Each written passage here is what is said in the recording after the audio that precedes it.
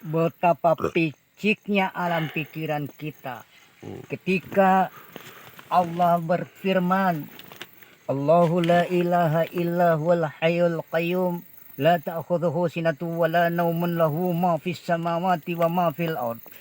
Kita mengira ya bahwa yang memelihara makhluk-makhluknya yang ada di langit dan di bumi Allah semata-mata. Lalu kita tidak lagi memikirkan bahwa kecerdasan manusia, bahwa itu adalah kecerdasan yang diasah oleh Tuhan. Tapi kita mengatakan bahwa itu adalah hasil asahan otak dari bangku sekolah tinggi. Tapi kita lupa memahami Allahu la ilaha illa huwal hayyul qayyum.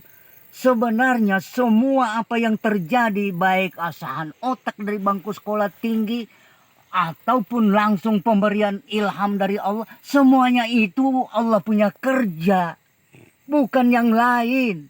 Yang cerdaskan manusia sampai manusia mencapai bulan bukan hanya semata-mata hasil asahan otak di bangku sekolah tinggi. Betul bahwa otak itu diasah di bangku sekolah tinggi. Yang ngasah itu siapa? Kehendak yang menjadikan mereka itu menjadi cerdas siapa? Semuanya ini adalah atas kehendak Tuhan. Tidak ada siapa-siapa yang bergerak kecuali Allah. Jadi jangan sombong ya. Jangan. Innallaha la yuhibbul mutakabbirin. Sesungguhnya Allah tidak suka kepada hamba-hambanya yang sombong. Kenapa? Wa ma utitum minal ilmi illa qalilan. Janganlah dengan ilmu sedikit yang tiada arti apa-apanya dengan dia. Lalu kita nyombong, sombong. Tak boleh. Kalau kita membandingkan bagaimana penciptaan langit dan bumi yang tak bertiang, ya Allah Maha Kuasa, tak mampu akal kecil kita untuk memahami betapa maha ilmunya Allah. Kita paham kalau ada yang berdiri kokoh kuat tentu ada tiangnya. Tapi ini badi'us samawati wal ardi bighairi amadin. Ya. Aku ciptakan langit dan bumi tak bertiang, tapi jauh lebih kokoh, lebih kuat daripada bangunan-bangunan yang bertiang. Oke, mantap. Man robuka, man nabiuka. Nah, bagaimana itu Patua itu mau menanggapi pertanyaan itu? Tabe? Apa ditujukan ini kepada kita yang sudah mati atau masih hidup? Nah, itu yang mau ditanya ini. Silakan dijawab. Kalau aku menjawab, itu pertanyaan untuk kita masih hidup. Karena di sini kita disuruh mencari yang kita belum tahu. Supaya sampai kita tahu. Jadi siapa Tuhan? Ya harus kita cari siapa Tuhan kita. Ternyata Tuhan itu Ia sendiri memberitakan bahwa dia itu gaib. La ilaha illallah. Tidak ada Tuhan selain gaib ya. Mengenai kata tentang pertemuan dengan Tuhan di alam sana. Kalau di sini kita tidak bertemu, lebih-lebih lagi kita tak akan bertemu di sana. Karena di sinilah tempat mencari. Di sana itu tidak ada lagi tinggal hasil pertemuan dan pertemuan. Jadi kalau dari sini kita tidak bertemu, lebih-lebih di sana. Maka tidaklah sia-sia kata-kata Imam Ghazali mengatakan, barang siapa mencari Tuhan lantas tak bertemu, maka sia-sialah penuntutannya. Oke. Mantap. Aristoteles, seorang pencari Tuhan. Ya. Dia mengatakan Tuhan itu adalah akal yang paling tinggi. Aku setuju. Kenapa sampai aku setuju? Berarti tidak ada lagi akal yang lebih tinggi daripada Tuhan. Jadi kalau kita ini, aku katakan cici-cici akal. Jadi betapa tidak ada arti apa-apanya dengan induk akal itu. Aku setuju dengan Aristoteles. Ya. Bahwa kita ini cici-cici akal. Oke. Lagi aku teringat dengan kata-kata Amir Hamzah. Siapa tak kenal Amir Hamzah? Adalah seorang penyair yang ternama, penyair Indonesia, orang Sumatera ya. Dia mengatakan, engkau kejam, engkau ganas, mangsa aku bertukar tangkap dengan lepas. Jadi Tuhan itu dia gambarkan bagaikan kucing. Dia gambarkan dia itu bagaikan tikus. Bertukar tangkap dengan lepas. Itu bukan karena apa? Karena kekanak-kanakannya. Padahal disitulah kenikmatan hidup ini. Di antara bahagia dan sengsara. Antara surga dan neraka. Itulah sebenarnya kenikmatan hidup di dunia ini. Karena di dunia ini berpasang-pasangan. Ya, yaitu baik buruk.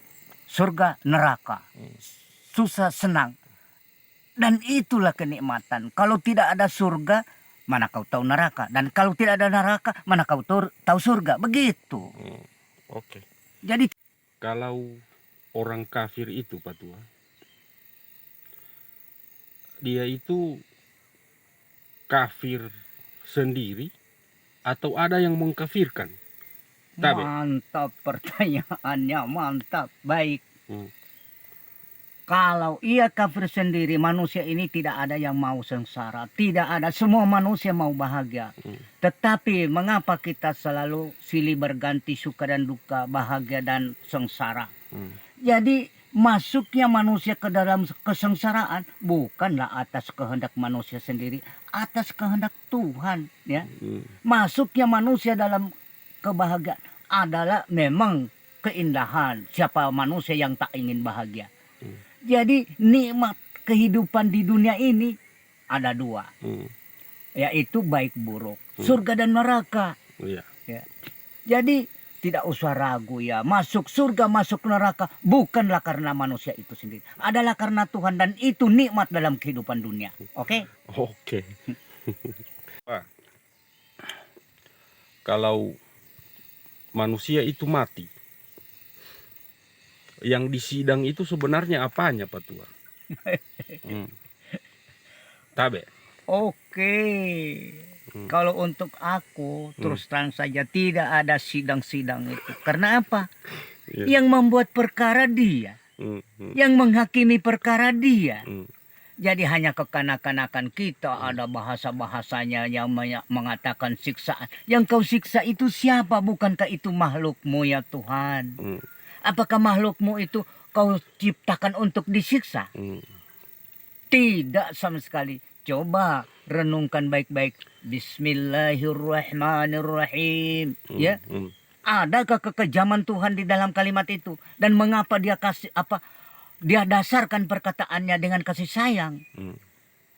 Hanya ia ingin kita ini menjadi makhluknya manusia yang baik. Begitu maksud Tuhan. Iya. Ya. Berarti dalil-dalil yang dalam Al-Quran itu yang menceritakan tentang apa namanya siksa, kemudian peradilan dan sebagainya, itu ada sandiwaranya Tuhan. bentuk didikan ya. Iya. Iya pas. Didikan itu kata yang paling indah lagi. Bentuk didikan. Ya. Untuk kita menjadi manusia yang baik. Baik. Thank you. Pak Tua, kalau Tuhan itu laisa kamitslihi syai'un, kenapa dia punya nama? Dia sampai bernama. Kalau tidak ada namanya maka dia tidak dikenal. Jadi nama itu adalah tanda pengenalan. Iya.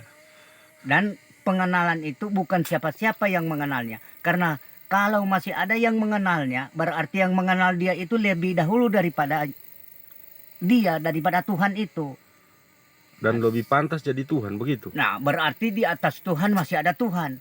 Sedangkan dia tidak punya awal, ya, berarti sudah itu Tuhan.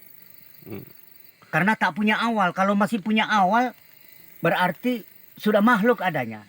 Kalau nama Allah itu, nama Allah. Iya Allah, ia itu sendiri yang memberinya. Iya, bagaimana anunya itu? Apa mungkin Pak Tua tahu maksudnya dari kata Allah itu? Ini dikaji dari kata la. Iya. Yang berkata-kata la itu adalah yang tidak ada itu sendiri. Ya. Lalu la tidak ada. Ya. Lalu dikuatkan oleh ilaha. Ya. Berarti tidak ada. Ya. La juga la ilaha. Huruf H itu memerarkan huruf la yang ada di depannya itu la. Berarti yang tidak ada itu Tuhan. Lalu illa, kecuali yang tidak ada. Ya. Lalu Allah lagi dibenarkan oleh tidak ada, dibenarkan lagi oleh huruf H yang ada di belakangnya. Jadi yang tidak ada itu Tuhan, bukan yang ada. Jadi apa singkatnya, gaib adanya. Ya, kita yakin bahwa gaib itu ada yang tak punya awal ya, dan tak akan berakhir, abadi dan abadi. Tak akan berubah-ubah, tapi mengadakan suatu perubahan atau bermacam-macam perubahan, iya, yang tidak ada itu. Terus apa lagi? Oke, untuk sementara dulu.